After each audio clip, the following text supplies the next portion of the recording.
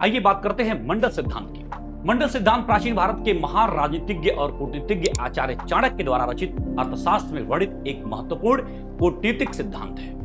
यह सिद्धांत यह समझाने के लिए प्रस्तुत किया गया था कि किसी राजा को अपने पड़ोसी राज्यों से कैसे संबंध रखने चाहिए, युद्ध करना चाहिए या फिर मित्रता निभानी चाहिए। मंडल सिद्धांत के अनुसार अगर हम बात करें तो राजा का सबसे निकटतम पड़ोसी उसका स्वाभाविक शत्रु होता है।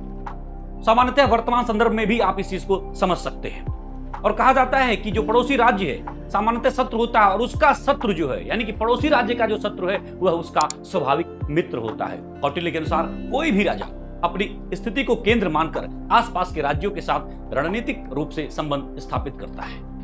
मंडल सिद्धांत के उद्देश्य की बात करें तो प्रमुख उद्देश्य में आप देखेंगे राजनयिक रणनीति तैयार करना, राज्य की सुरक्षा और विस्तार सुनिश्चित करना, गठबंधन और शत्रुता का संतुलन समझना, युद्ध, संधि और कूटनीति के द्वारा शक्ति संतुलन बनाए रखना।